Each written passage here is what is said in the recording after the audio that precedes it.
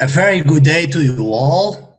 It's my honor to welcome you at the third IAEVG webinar in row of this year. A special welcome to the participants of our partner Euroguidance, who kindly collaborated with us in preparing this event. Almost 500 colleagues from all over the world registered for this webinar. They are not all present, but anyway, I think we can call this a global happening. This webinar will be moderated by our Vice President, Guðbjörg Vilhjálmsdóttir, professor at the University of Reykjavik, and she will introduce you accurately to the presenters, Amundson and Andrea Fruhling. However, Guðbjörg, I hope that you allow me to say just a few words about the presenters. Dr. Amundson is truly a friend of IAEVG, if I may say so. He shared his thoughts and methods more than once with us. Personally, I value his work as a combination of academic work and guidance practice that he developed as an engaged scholar. Be sure that you can find his books in my bookcase with obvious traces of use. Andrea has an intriguing family name. Fruhling in German stands for spring. For those of you who don't master the German language. Fruhling, spring. Spring referring to a new beginning and a new life, and that's what we long for in these pandemic times. Nomen est omen, as they say, is the Latin saying. Norman, Andrea, we are proud to have you. Thank you so much for being with us. And now, I wish you all an inspiring webinar and look forward to meet you again next year, online or in person. Thank you very much. Yeah. Thank you. So thank you very much, Gert van Brussel. Welcome everyone to this IAEVG webinar, organized in cooperation with Euroguidance. I speak from the land of ice and snow to you who are all over the world, because this is truly a global event. My name is Guðbjörg Vilhjálmsdóttir, or Gugga, and I am a professor in career guidance and counseling at the University of Iceland and vice president of IAEVG. I will act as the monitor of this seminar, as Gert said. I am very happy that so many of you could be with us today, which is of course due to the reputation of our outstanding presenters, Dr. Amundson and Andrea Fruhling. Before I introduce them, I would like to mention a few things. First, many thanks to the team here in Iceland, Rúnar Sigurdsson, educational advisor at the University of Iceland, and Dóra Stefánsdóttir from Euroguidance. Second, Norm and Andrea will give a presentation for 55 minutes, and after that we have some 10 minutes for questions. You will not be able to chat during the presentation, but after it, you will be able to write questions in the chat. Dóra and I will read them to the audience. You will see the recording sign on top of your screen. You are not being recorded, rest assured. But the session is and will be available later on the IAEVG.com website.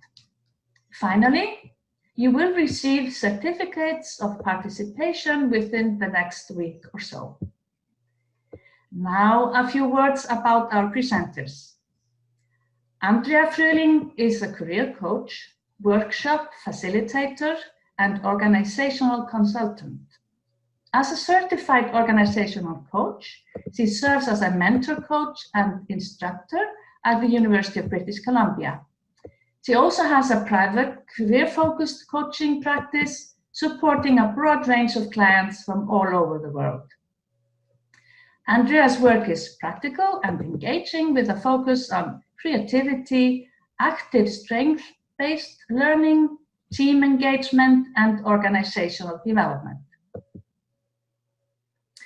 Dr. Norman Amundson is a professor emeritus from the University of British Columbia. He has worked in the career development field for over 40 years and published many books and articles, including his nationally award-winning book, Active Engagement, which I'm sure you own and have read, as Guðbjörg said. Most recently, he has co-authored the books Career Flow and Development, I have it here, and Career Recovery. I have to say I've been reading them and I highly recommend them. Amundson emphasizes in his work the importance of creativity, imagination, storytelling, dynamic action, metaphors, and hope. Dr. Amundson has presented his work at many national and international events, and in more than and conferences in more than 30 countries. He has also been recognized by many national and international professional associations for his leadership and contributions in the career development field. So we are truly with a giant in our field. Without further ado, the floor is yours, Norm and Andrea. Thank you very much, Gert and Guðbjörg, for the nice words you've said and also for the opportunity to speak here. I should also mention that Andrea is my daughter, and we've been working together now for over a year and loving every minute of it. But we'll get into that as we go along. I think it's interesting to have an integration of counseling, which is more my background, and coaching, which is her background. And so we can talk some more about that later. Well, let's start. I mean, this is, whenever you have a conversation about hope, one has to recognize the fact that we're living in kind of troubling times, that there's real challenges there, there's a darkness there, there's storm. You know, a lot of people are obviously caught up in this pandemic and all the economic downturns that have come along with it. And I think the real concept that we want to start this with is the concept by H.B. Galat of positive uncertainty. Just as we have all this uncertainty around us, we also need to be positive. And I think we live in the age of paradox, an age where there is, you know, kind of, you have to hold both of these things. So it's not a matter of saying, well, let's not bother with that one. Let's just focus on the positive. I think both of them need to be in our minds at the same time. And today we're going to be focusing on hope, but that doesn't mean that we're going to forget about and just ignore the uncertainty that kind of goes alongside this. So now, just to talk a little bit about this combination you have in front of you here, coaching and counseling. UBC has one of the most outstanding, I think, coaching programs in the world, I think. And it's been a real pleasure to not only work with Andrea because she's my daughter, but because she works in that coaching program, and she's also, you know, I get to see firsthand sort of how she handles and works with clients and the kind of work she does. And one of the things that I can say about coaching, first of all, it isn't lightweight counseling. You know, sometimes people think of coaching as, oh, well, that's just, you know, not very important. But I think it's really important work. And I've been learning from her. And we have kind of a mentoring relationship, but it goes two ways, because I'm learning so much from her, and she is also learning from me. And so it isn't like, you know, I think we see mentorship and, you know, it's something people who are old passing the wisdom down. But I think in our age of today, we now need to think of it going both directions. And so it's been interesting for me to live in this world where it does go both directions. I'm very impressed as I kind of am exposed to coaching with the powerful questions, the questioning strategies they use is really interesting. Their focus on accountability is interesting. And the action-oriented, the holding people, you know, to setting a direction and keeping things moving, those are being all things that I think I have learned from Andrea and from being immersed in this kind of world. Andrea, what about you?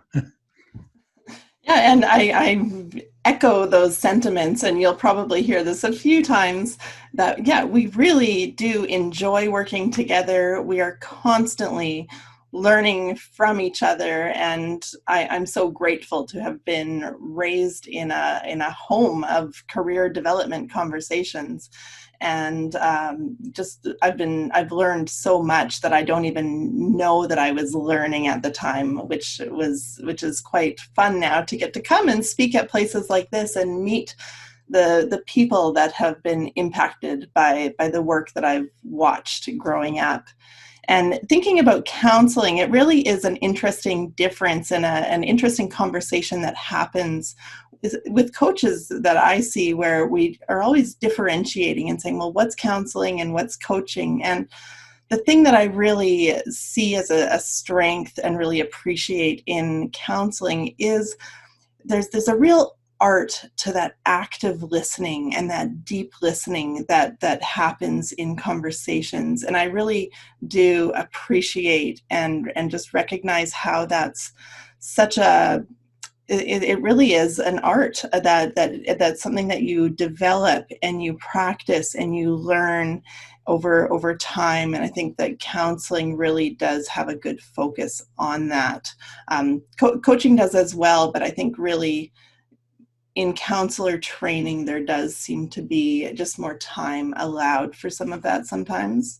The other piece that I've really appreciated learning is all these different dynamic approaches to working with clients. The creativity and the range of just the ways that we work with clients and connect with clients.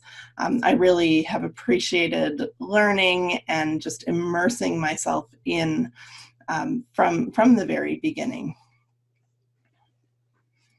It is interesting though, when we look at counseling and coaching sort of next to each other as disciplines, there are really some really key fundamental similarities that exist between the two. And one of those that we really can see and talk about actually quite frequently is the idea of mattering. And just the idea of mattering and seeing our clients as being so much more than just the problem. And we could talk about this for an hour, but we won't. But really, if we think about this idea of mattering, and when a client comes into your office, or when you have that initial encounter with your client, it's so important for them to feel like they matter. And for them to feel like they're worthwhile, and what they have to say is important. And there's a number of different ways that we can express that.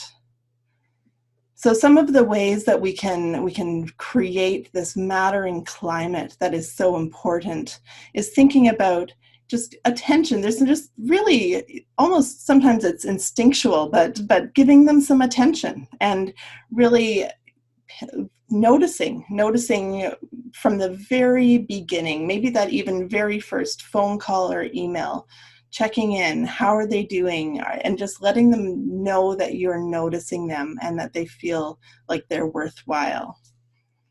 There's that idea of importance. They are important. The person who stands in front of you is important, and for them to feel like that means that they really can then start to feel like they matter. There's also reliance and personal caring and appreciation. All of these are really key ways that we can just start to express and share that people matter.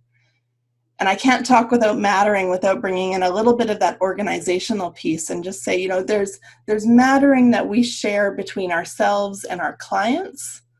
There's mattering that for yourself, you matter as a career practitioner, and that's also important to recognize. You matter, and the work that you do matters. And then there's also organizational mattering, which is a bit of a bigger picture, but maybe just asking that question, how do you as an organization maybe express mattering? mattering to the people that you connect with, or even the people that work within your organization? What do you do from a bigger picture? How do you show that those people matter? And of course, we're going to be talking a little bit about hope today and taking you through some different ways of connecting with hope. But I really do believe that when somebody feels like they matter, then they're able to start hoping for themselves. And when you feel like the person in front of you matters, you're able to start hoping for them. And when you, as a career practitioner, feel like you matter, you can hope for the work that you do together.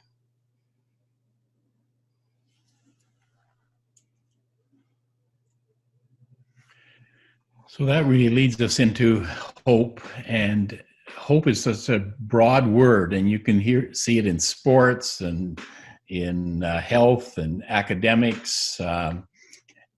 And one of the things you find in all of these things is the fact that people who have higher hope end up having a better performance.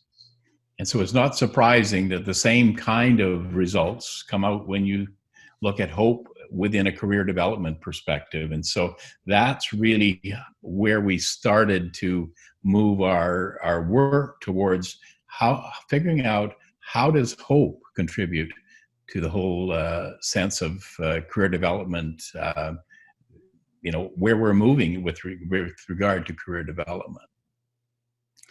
And for that, we had several theorists. Of course, you have to build a theory. And the theorists we used are Snyder, Bandura, and Hall.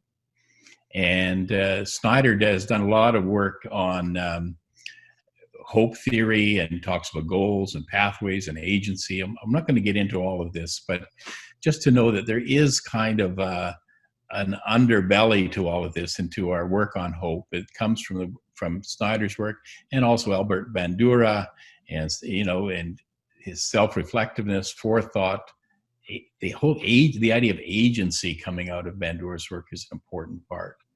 And the same for Tim Hall and his protean career theory, where he sort of gets into the adaptability and the self-identity aspect. So putting all this together, we have three, more academics that come together. And the people who kind of founded this, and while I'm speaking today, I just really need to recognize Spencer Niles from William and Mary University, as well as Hyungjun Yoon from Penn State University. And we formed the Hope Action Group. And together we've been sort of developing this theory. Andrea has come on board as our executive director, so she tells us what to do. But we are basically the ones who have laid out the theory for this. And today what we're going to do is we're going to talk about that theory, but then we're going to get into give you a case illustration of how it works out in practice. So you'll see some of the ways in which we not only we take the theory, but then we sort of make it practical. And hopefully we can make that connection for you. So let's take a look at what this theoretical, and developing a theory often starts with trying to also figure out what kind of a model should we use, what should be a step ladder, or what kind of metaphor would you put this into. And I think you see here that what we settled on was a pinwheel. And there's certain parts to this that are really important. One is the notion of hope being at the center. Hope is kind of like the foundation point. If a person isn't hopeful, then they have a hard time going on goal setting and doing anything. I mean, if you think of yourself, if you're feeling, sort of discouraged and hopeless, then you're going to be like this. And then somebody says, make a goal, it's going to make quite a difference in terms of what kind of goal you might set for yourself. So that's our center point. And around that, we have different competencies. We have self-reflection, which is kind of the part, and I'm just going to go over these quickly. I really would encourage you to sort of get into it a little bit more as you can later. But self-reflection is the the ability to, and these are competencies. So the ability to think about big pictures. Where am I? Who am I? What's my identity? Where am I headed in the world? What kind of meaning and purpose do I have? And self-clarity, which is, and what am I all about? I mean, what are my skills and my interests and my values and my personality? What are those kind of knowledges of self that are sort of undergird this hopeful journey? Another big piece for us is visioning, not just that we have all this, but we also have to kind of push ourselves outwards, to kind of look out there and say, where am I heading? Where am I going? What's my vision for the future? We have lots of different exercises. Hopefully we get a chance to do one of those today. And that leads into goal setting and planning, that one needs to sort of set some short-term goals, maybe even some long-term ones, and have a strategy. How am I going to get there? What are we going to do? Which leads to implementing, which is, and what sort of actions? How am I going to make this real? And finally, as we all know, I mean, the interesting exercise often in career development classes, you say, how many thought you'd be here today, following, and very few can say, oh yeah, it was a nice straight trajectory. I went through school and I thought I was going to be a career practitioner and now I'm doing this. Most people are adapting all the time and changing and making switches. And so that fluidity is there. And so sometimes then that leads back to more self-clarity is necessary, or visioning, or whatever.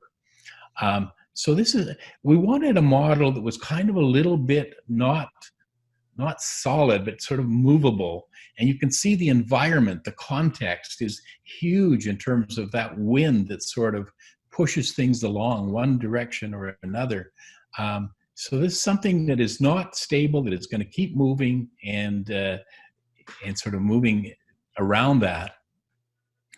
And this is an overarching theory, I guess, that kind of you can then start putting different kinds of interventions under it. I mean, what are some self-reflection interventions, or some clarity and visioning? And so we don't really have like, oh, these are the hope action theory interventions. There's many different ways you can approach this. We do use certain ones in, through my work in active engagement. I, of course, choose some of the highlights for me in that work. And we have done quite a bit of work looking at, how can we implement this model? How can we make it work for us? And we've done research. We've done a whole bunch of research studies. And these research studies are all looking at different intervention approaches, but kind of building on one another. And so what we're getting is a series of interventions now that kind of work. So I'll just briefly describe some of the interventions that we could talk about, and some of the studies that have been done. Andrea, you want to switch that to the next one? There we go. So we worked with post-secondary students and internationally trained health professionals, people who were trained and came to Canada as immigrants and were hoping to get, become nurses and radiologists, but had to get accreditation, but were not getting there. And what they lacked was hope. And so we were building that to see, could we help them get started to sort of kickstart that hopeful journey. And we had some really good success there. Also with unemployed clients, and we tried, well, can we do this face-to-face? Can we do it online? We had different groups, one in a suburb, others in a small, more rural community. And again, getting lots of good results, but also learning a lot about face-to-face and online delivery and how to make that all work.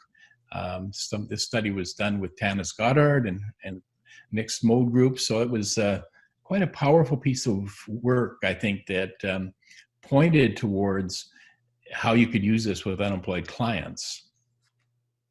We also worked with a lot of Syrian refugees, and a large study was set up with Syrian refugees. And this time we not only did our Hope Action kind of groups that were delivering this, but we also had control groups that we could go alongside. And we looked at what happens immediately, what happens after 3 months, what about if you wait for 9 months? And again, we saw some really good results with that, but we also had some surprises. And one of the surprises was that the control group was almost at the same level as in our Hope Action intervention group at the 9-month period.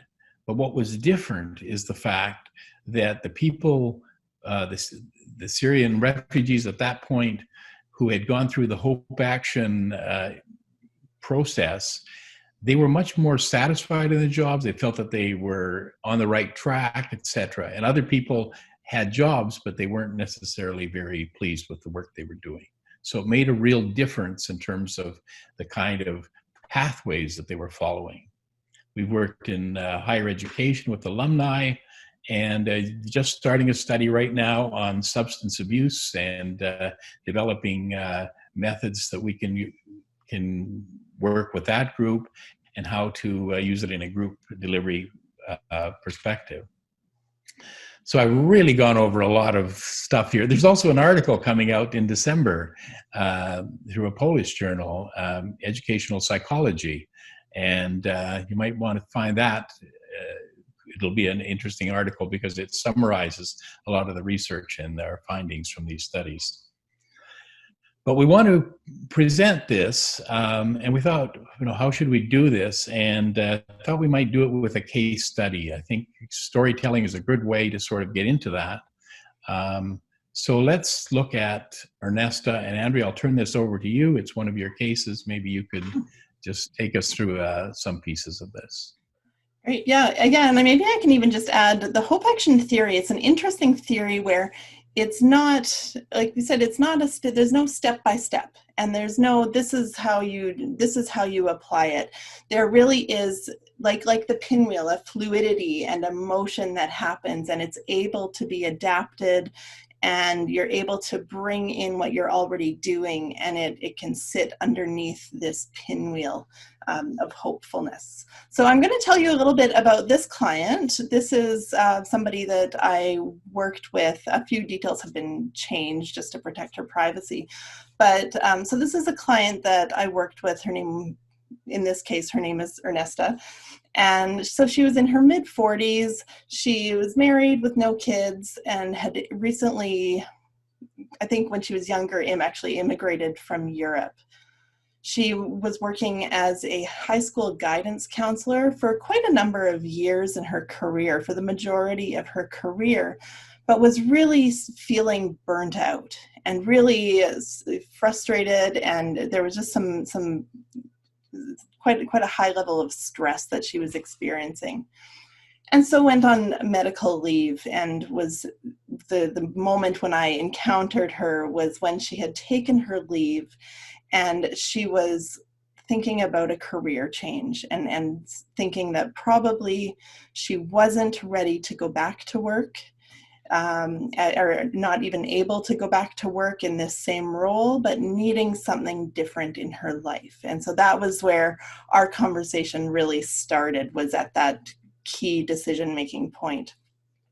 And this is really interesting, especially I think for this moment in time where there's, I think, a lot of burnout happening, and we've been sort of navigating this time in a pandemic for quite some time now. And I think for clients, we're likely seeing a little bit more burnout, and even for ourselves. And so this is just an interesting example of just what this looks like directly in connection with the Hope Action theory.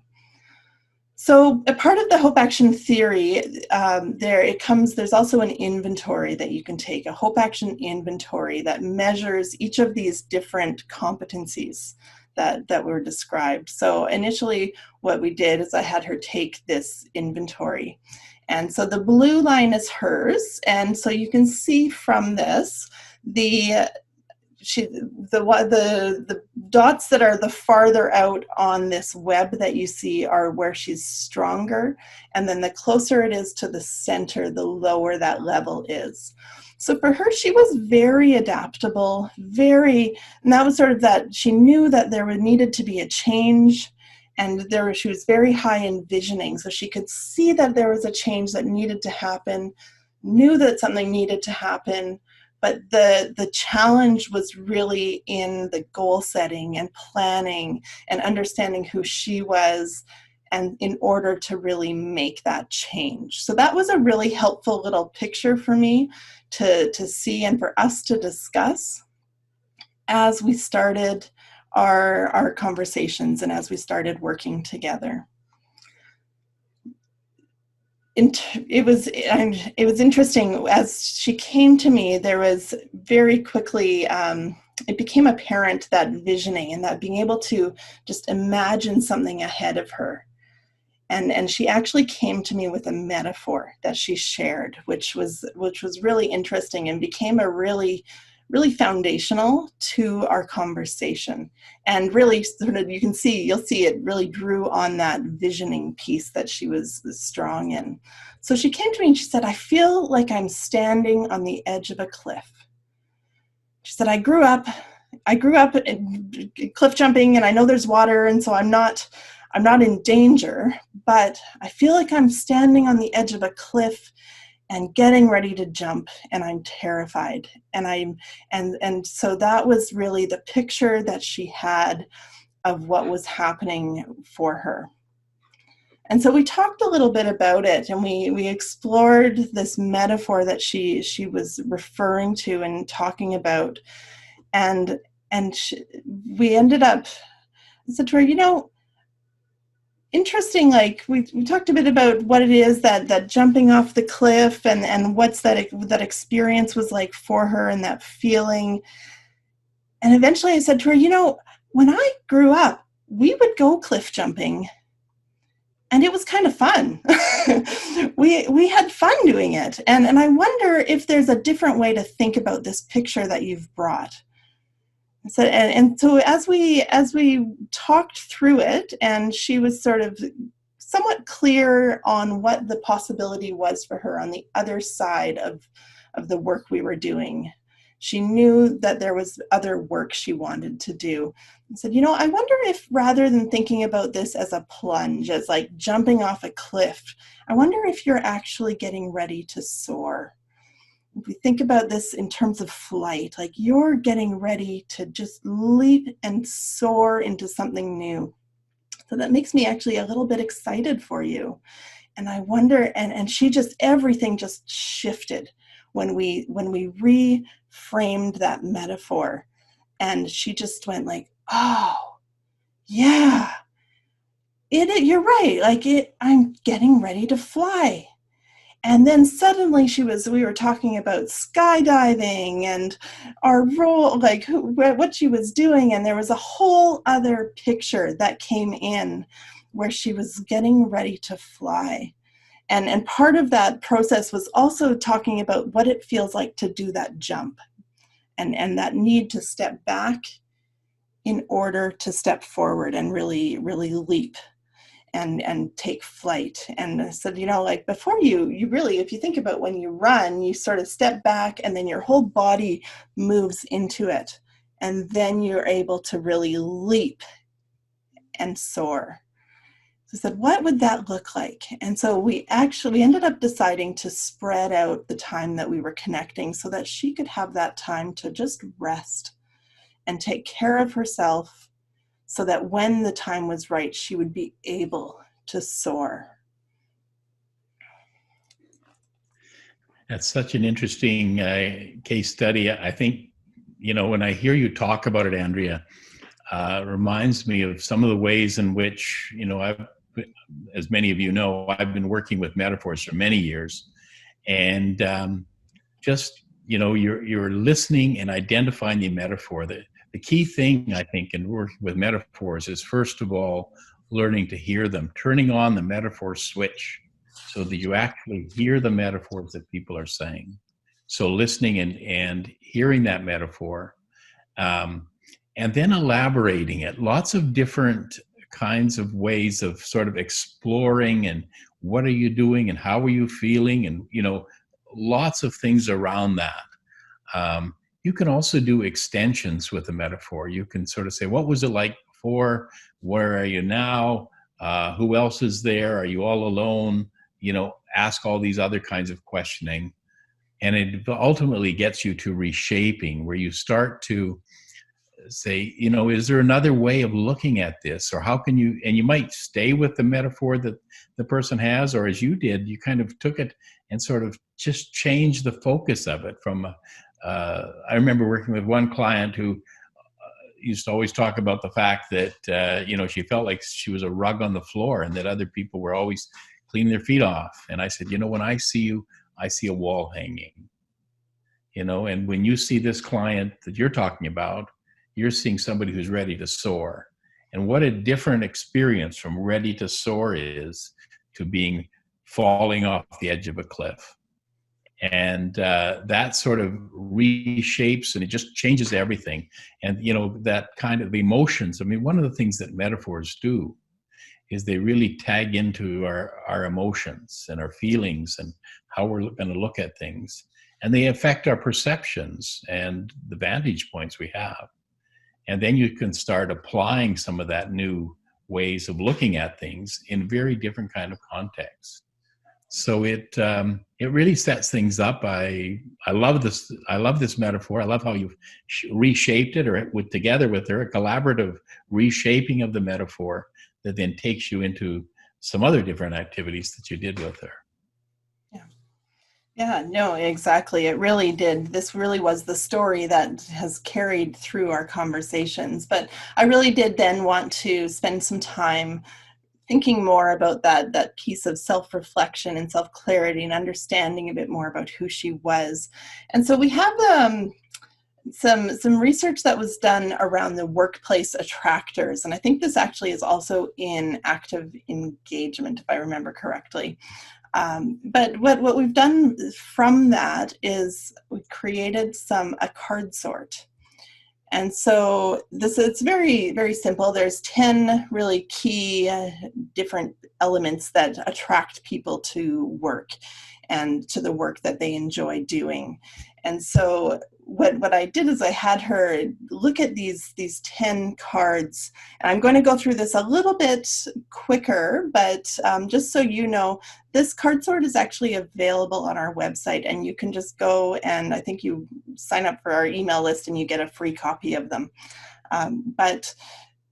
So what I did is I had her look at these cards, and I asked her to start thinking about what she'd be willing to let go of. And we go through this process of first starting with all of them and saying, I wish I could give you a job that had everything, but I just can't. And so what would you be willing to let go of? And eventually through that process, we ended up building a pyramid. And so this was her pyramid, where you can see the top one. The one at the top is the most important, and then the 4 at the bottom are the least important. And we sort of progressively ranked them in order so that she could start understanding what it is that is important, so we could make good decisions and really know what it is that she needed to be looking for.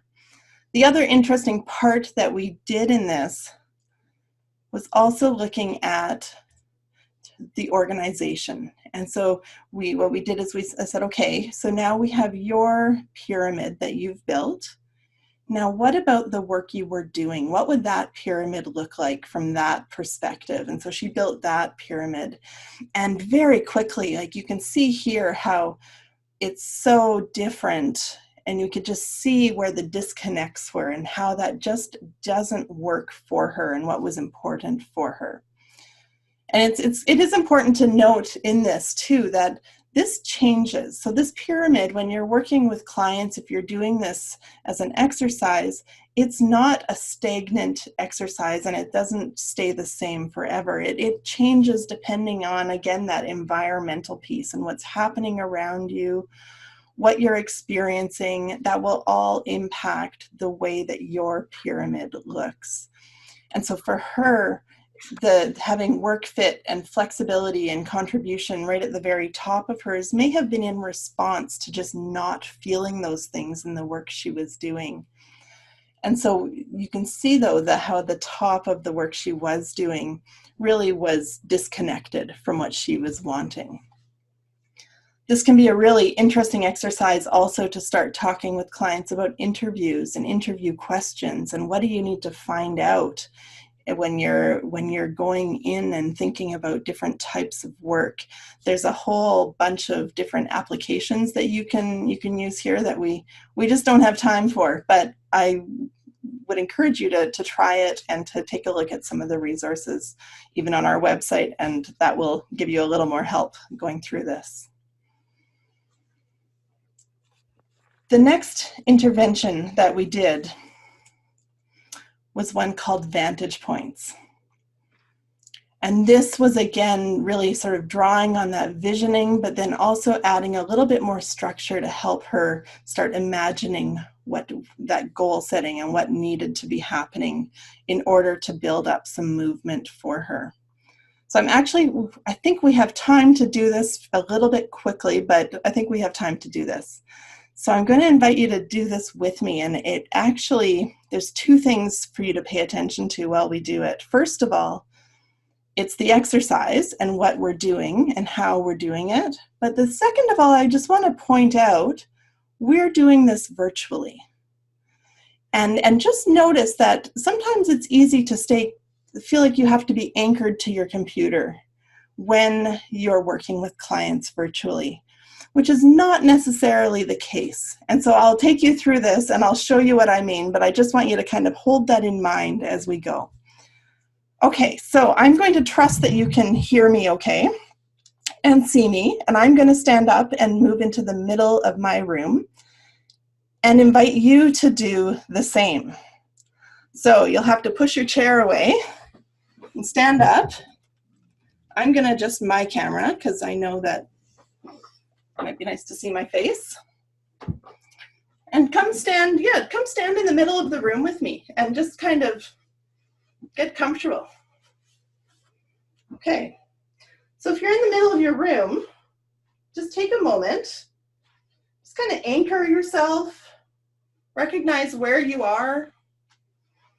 Here we are, the middle of the IAEVG webinar, together, but apart.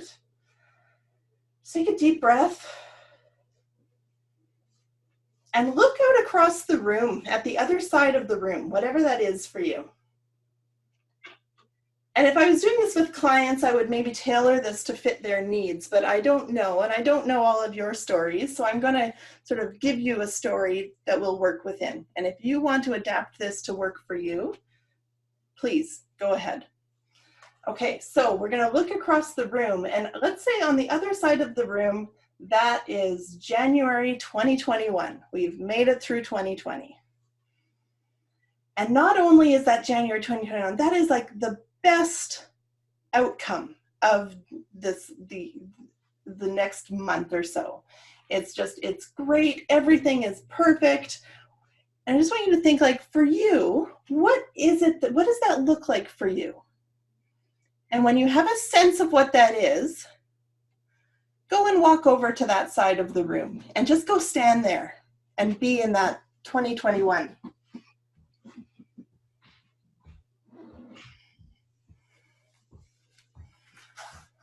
Now you'll notice that I'm doing this with you, and I only actually took one step just because I'm conscious of you being almost like my clients. And so I want you to be able to still see me so I can speak to you and you can hear me. But here we are on the other side of the room. Congratulations, we've all made it. We've done it. So take a minute here and just, how does it feel? How do you feel?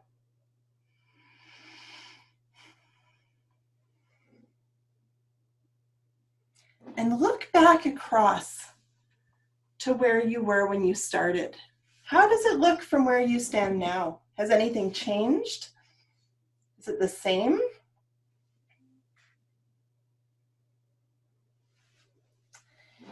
And now think about that space in between from where you were to where you are now. When you're ready, walk yourself back to the center of the room, but think about what's happening in this middle space here that maybe is important or needs to get noticed. In my space, there's an office chair. Maybe there's something in your way. Maybe there's a barrier or a challenge that needs to be overcome. Maybe it feels as big as an office chair, or maybe it's actually the size of maybe just a piece of paper.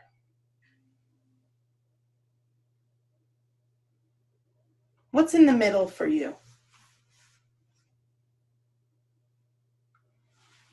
And as you come back to the center of the room,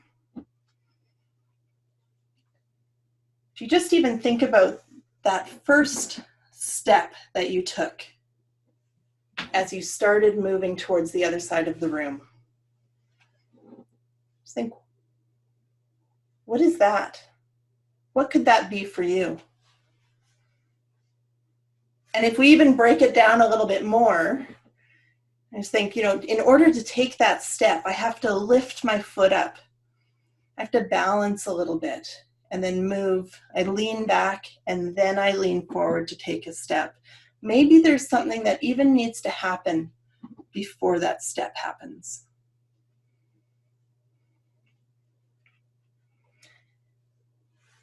And now let's turn around. I asked you to start in the middle of the room for a reason.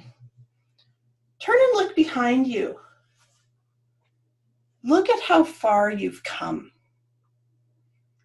What have you already done that you can claim and choose? What strengths do you have that you can bring with you? And maybe there's also something that needs to get left behind. What are those things you want to bring with you?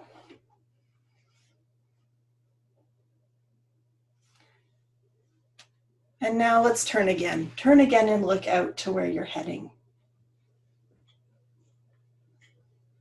How does it look now? Has anything changed?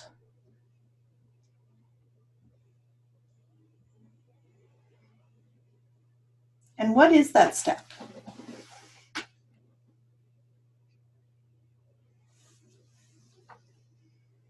going to come sit back down.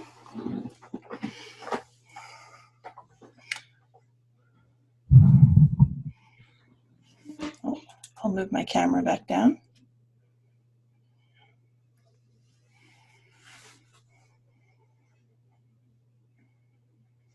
So that's something that I did with this client, and that's something that you can do, whether it's, I do this over the phone, I do this over Zoom with clients. It's something that, this is a powerful exercise that you can do with clients that really just helps them to start imagining where they're going and where they've been.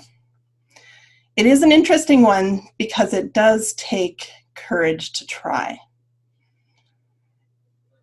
And I would challenge you to just try it and see how it goes. It sometimes can feel a little bit uncomfortable changing the way that you work with clients. But there's so much power in having clients move around and be a little bit more physical in the way that you work with them. And it's so much more memorable too. I think the idea of the physical, the extent to which we can sometimes put movement into our bodies instead of, we're so used to just sitting and talking and all done at a conceptual sort of level. And I think if we can infuse that with some muscle memory, some movement, kind of getting, that's a real, that is a very powerful kind of change strategy.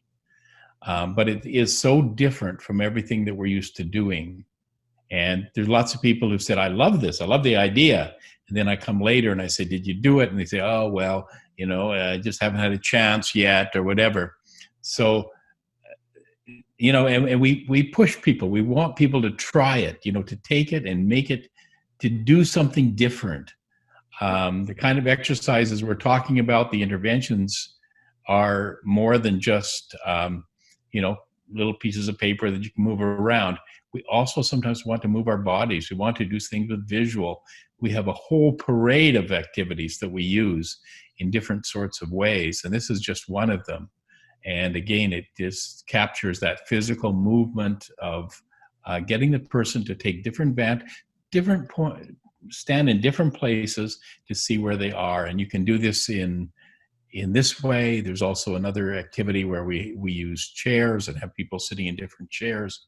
There's lots of these sorts of activities that I think we've used, and these are all methods too that we've used within the research that we've done. So we can talk about them as evidence-based practice.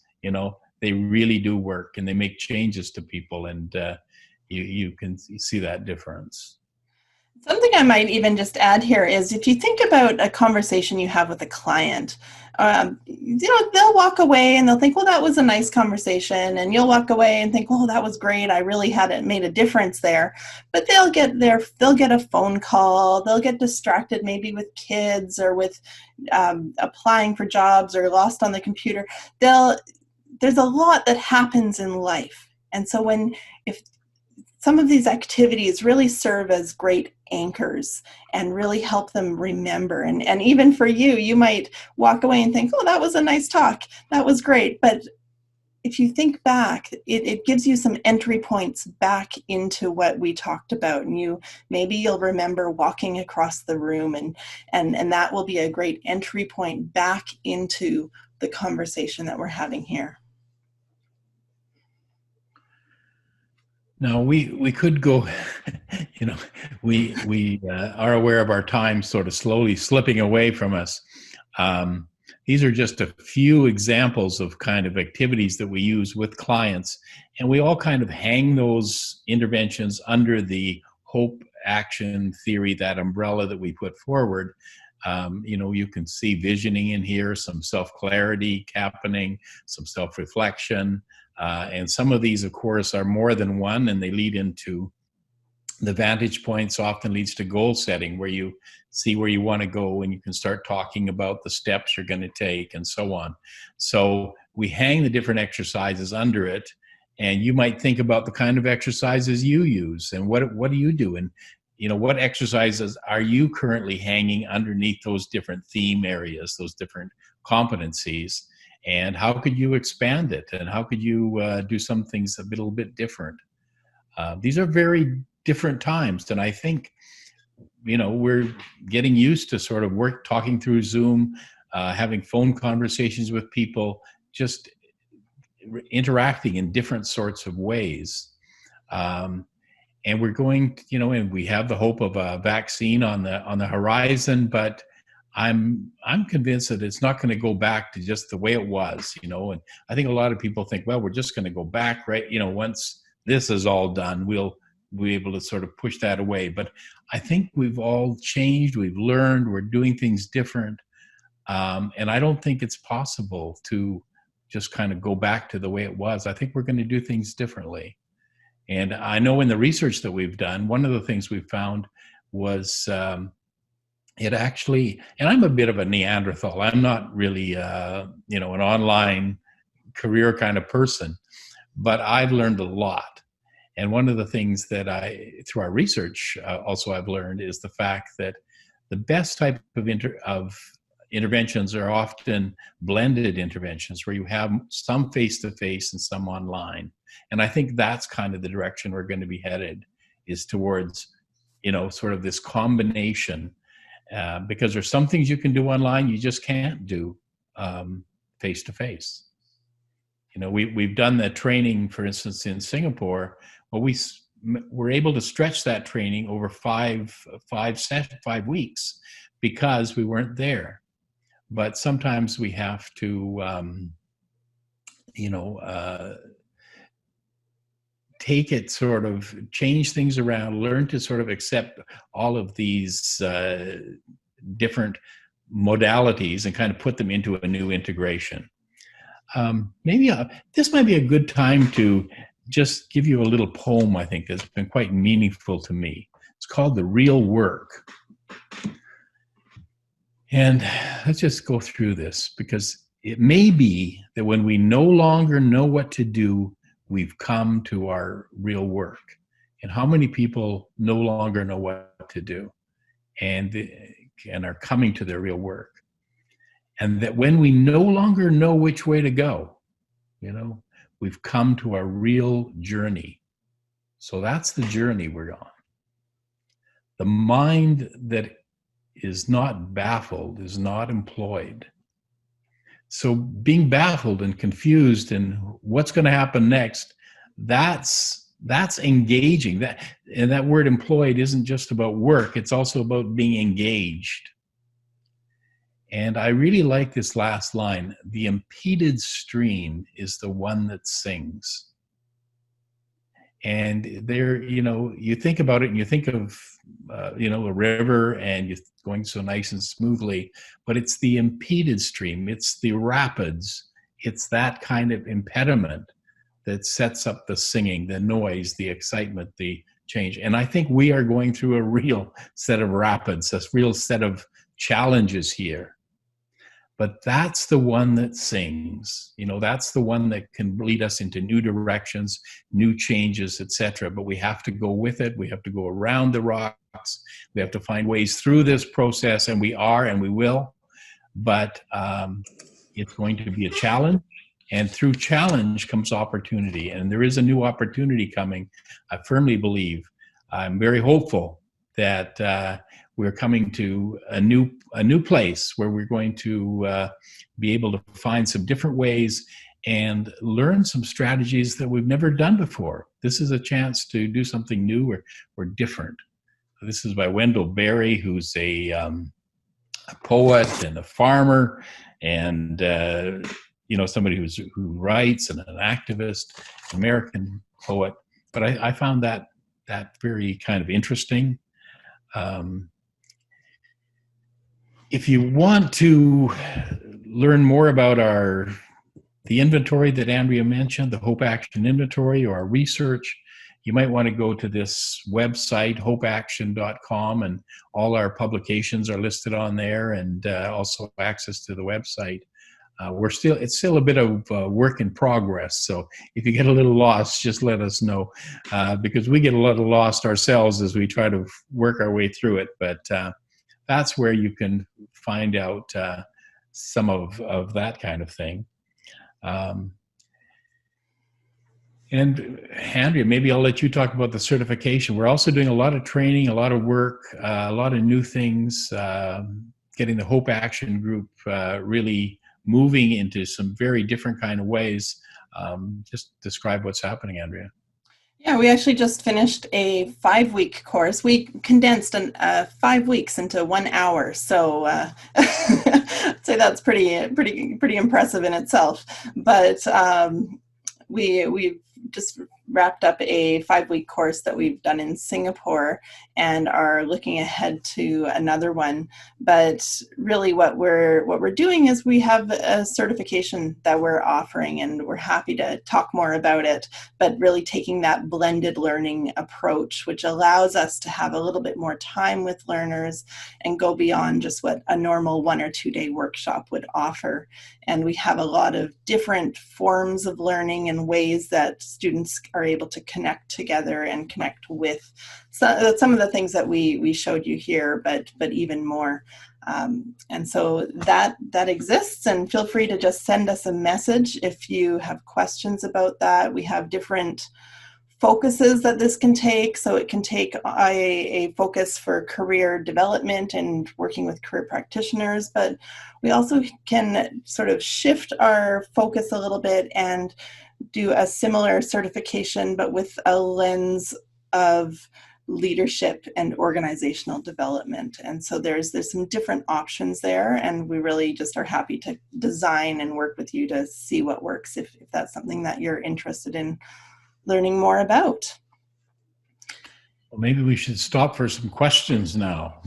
And maybe I'll just quickly mention again here, if you visit doubleKnot.works, then if you're interested in getting a copy of those workplace attractor cards, you can do that through our website.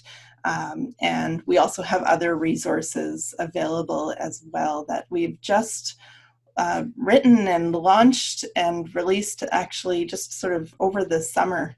And so those are there and maybe of help for you. But yes, let's take some time now. Thank you very much, all of you, for sharing your hour with us. And yeah, if you have any questions, maybe we can open the chat and answer some.